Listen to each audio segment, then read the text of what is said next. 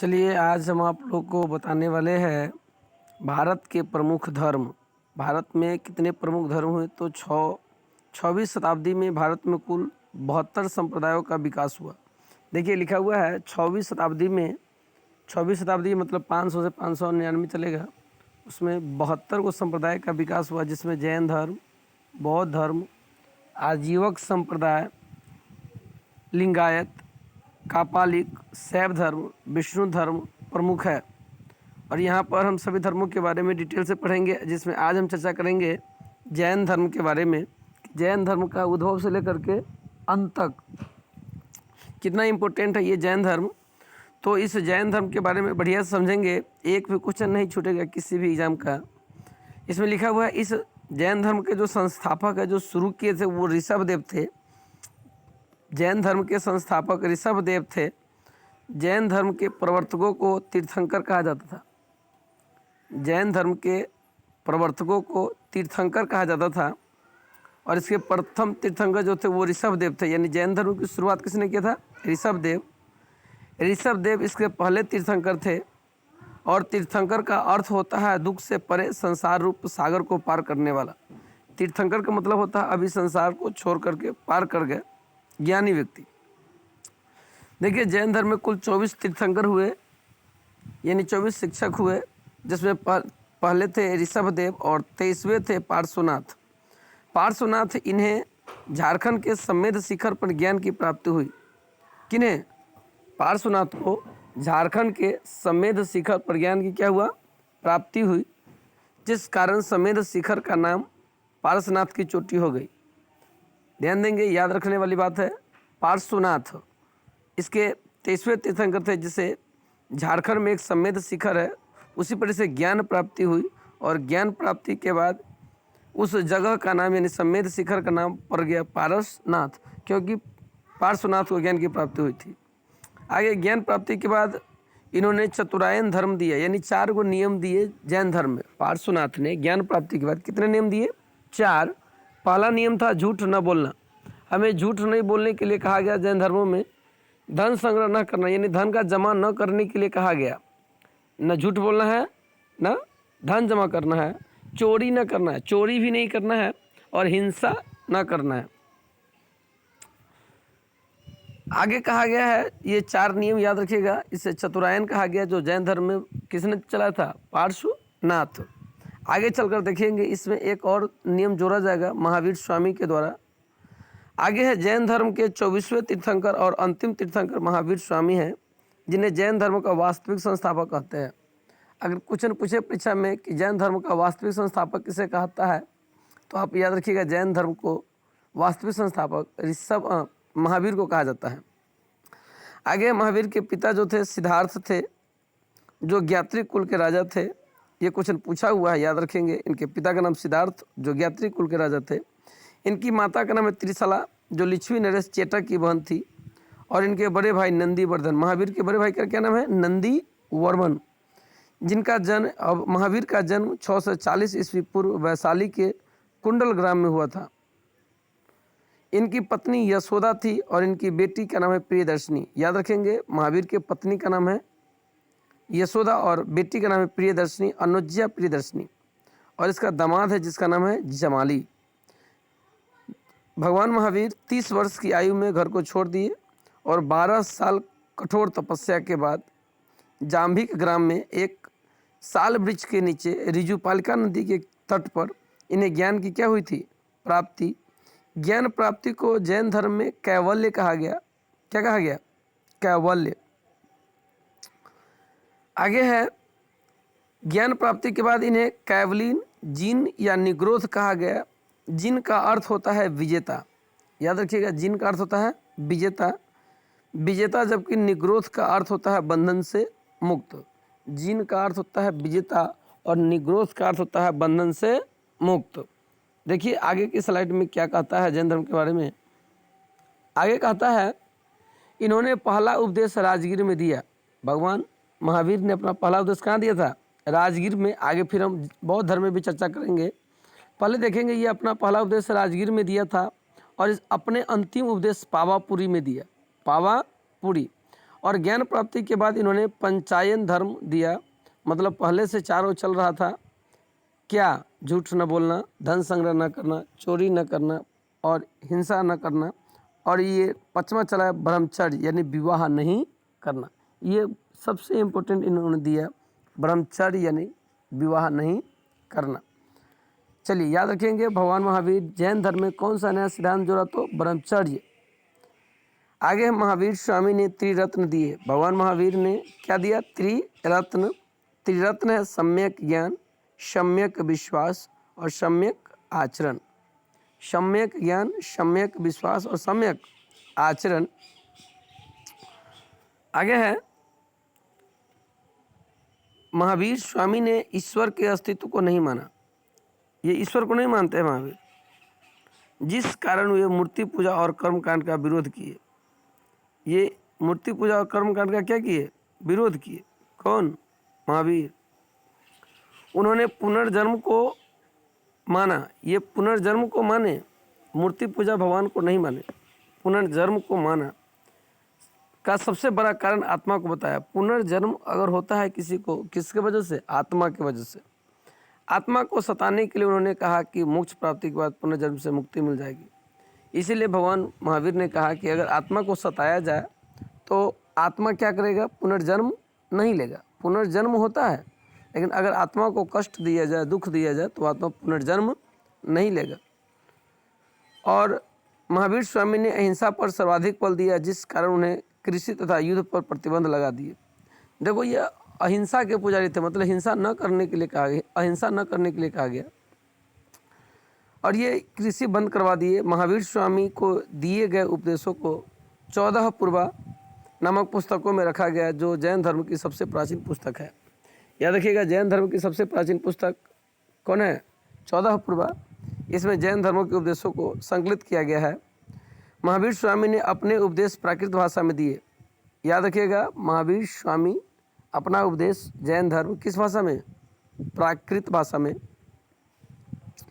और भगवान महावीर की मृत्यु 468 ईस्वी पूर्व पावापुरी में इनकी मृत्यु हो गई। पावापुरी में 468 ईस्वी पूर्व।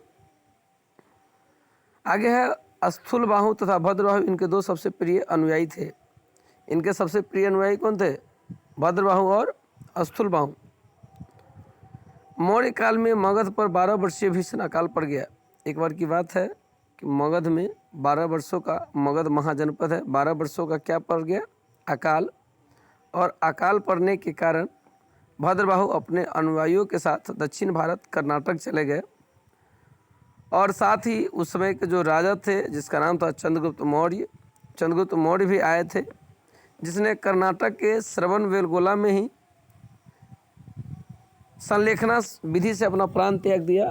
संलेखना विधि का मतलब होता है अन्न जल त्याग करके तपस्या करना, बिना अन्न जल ग्रहण किए अपने शरीर का त्याग करना, संलेखना विधि कहलाता है। कहता है इस भीषण अकाल में भी स्थूलबाहु तथा उसके अनुयायी मगध में ही रुके रहे। जब मगध में 12 वर्षों का अकाल पड़ा था, तो यहाँ से भद्रबाहु तो चले गए, लेकिन स्थूलबाहु वही थे। लेकिन जब अकाल समाप्त हुआ तब भद्रबाहु वहाँ से लौटे कर्नाटक से। जब अकाल खत्म हुआ तो भद्रबाहु मगध लौट आया, किंतु इन दोनों में विवाद हो गया।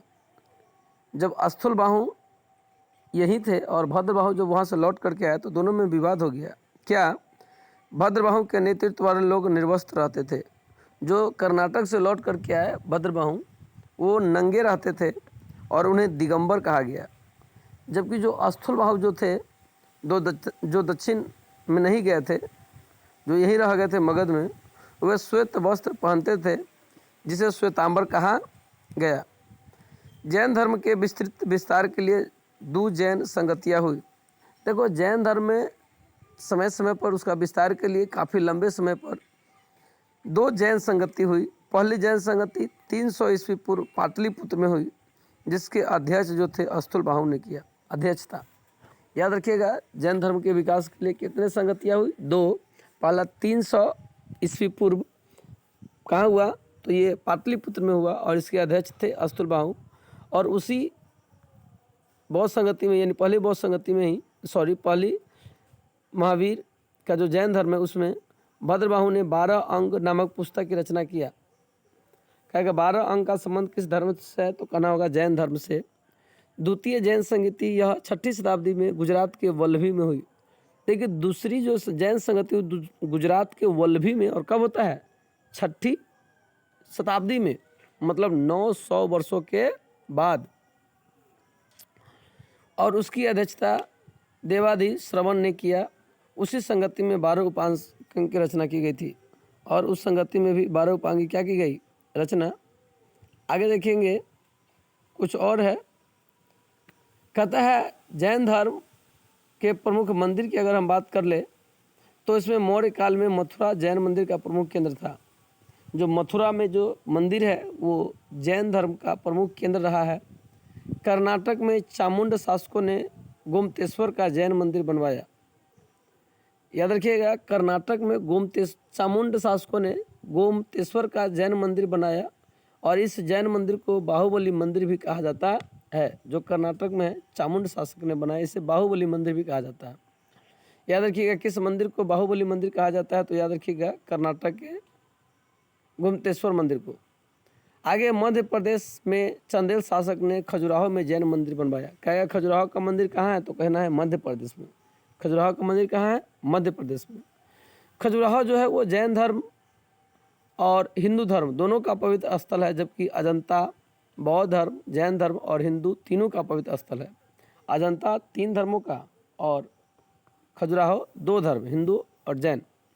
आगे राजस्थान में माउंट आबू पहाड़ी पर दिलवारा का जैन मंदिर है। राजस्थान के माउंट आबू में दिलवारा का जैन मंदिर है, जो बिमल शाह के सामंत यानी अधिकारी वस्तुपाल और तेजपाल ने इस मंदिर को बनवाया था। किस मंदिर को, राजस्थान के माउंट आबू पर जो दिलवारा का मंदिर है उसे बिमल शाह के सामंत ने बनाया था, वस्तुपाल और तेजपाल ने। आगे बात करेंगे ये दिगंबर, जो अभी हम आपको बताया, जो दक्षिण भारत में कर्नाटक चले गए, जब मगध में अकाल पड़ा तो उसे दिगंबर कहा गया, और जो मगध में ही रह गए उसे श्वेतांबर कहा गया। इस दिगंबर और श्वेतांबर में क्या अंतर है, तो देखिए इस दिगंबर और श्वेतांबर में क्या अंतर है।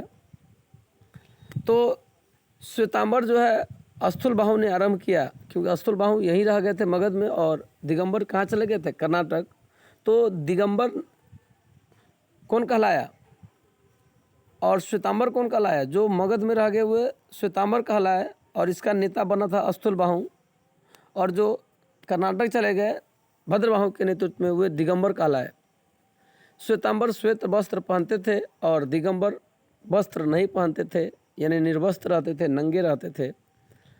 श्वेतांबर महिलाओं को मोक्ष श्वेतांबर का कहना है कि महिलाओं को भी मोक्ष मिल सकता है, लेकिन दिगंबर का कहना है कि महिलाओं को मोक्ष नहीं मिल सकता। मतलब महिलाओं को मोक्ष तभी मिलेगा जब वो पुरुष योनि में, मानव में अगर पुरुष बनेगा तब उसको मोक्ष मिलेगा। दिगंबर का कहना है कि महिला को मोक्ष नहीं मिलेगा, और श्वेतांबर का कहना है कि महिलाओं को भी मोक्ष मिल सकता है।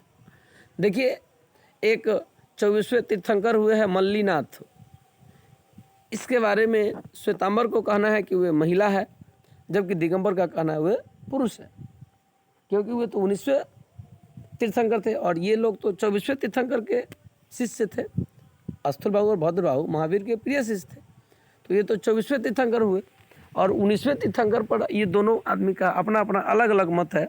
श्वेतांबर का कहना है नहीं, यानी अस्थुलबाहु का कहना नहीं, वे मल्लीनाथ जो है महिला थे, जो 19वें तीर्थंकर है, जबकि दिगंबर का जो भद्रबाहु है उनका कहना है, दिगंबर संप्रदाय के लोगों का कहना है नहीं, वे क्या थे, पुरुष थे।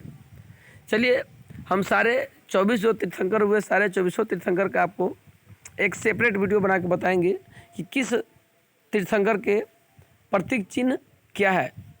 प्रतीक चिन्ह और नाम भी आप याद कर लेंगे, उसके माध्यम से 24 तीर्थंकर आपको एक जगह मिल जाएगा, उसके प्रतीक चिन्हों के साथ अगला वीडियो में हम आपको दे देंगे। देखिए यहाँ पर है सबसे पहला जैन धर्म के संस्थापक ऋषभदेव। ऋषभदेव का प्रतीक चिन्ह आपको याद रखना है वृषभ। ऋषभ वृषभ याद कैसे करेंगे, ऋषभ वृषभ, ऋषभ वृषभ। एक बात और बता दें आपको, ऋषभदेव को आदिनाथ भी कहा जाता है। ऋषभदेव को क्या कहा जाता है, आदिनाथ। तो ऋषभ वृषभ यानी ऋषभदेव के प्रतीक चिन्ह क्या है, वृषभ। वृषभ को सांड कहा जाता है, क्या कहा जाता है, 60। देखिए 23वें तीर्थंकर है पार्श्वनाथ, पारसनाथ की चोटी कहलाया जहाँ पर उसको ज्ञान मिला था। तो उसका प्रतीक चिन्ह है सर्प का फन यानी सांप। और 24वें तीर्थंकर महावीर स्वामी, और महावीर स्वामी का प्रतीक चिन्ह है शेर। तो जैन धर्म यहीं पर क्या हो गया समाप्त। हम आपको 24वें तीर्थंकर का एक वीडियो बना देंगे और उसमें बता देंगे किस तीर्थंकर के कौन से क्या है प्रतीक चिन्ह है। और आगे जो मेरा होने वाला है वो जैन धर्म के बाद बौद्ध धर्म होगा। फिर हम जैन धर्म और बौद्ध धर्मों में क्या करेंगे, अंतर करेंगे कि जैन धर्म और बौद्ध धर्मों में क्या अंतर है। आज का क्लास यहीं पर होता है। अगर अच्छा लगे तो लाइक कीजिए।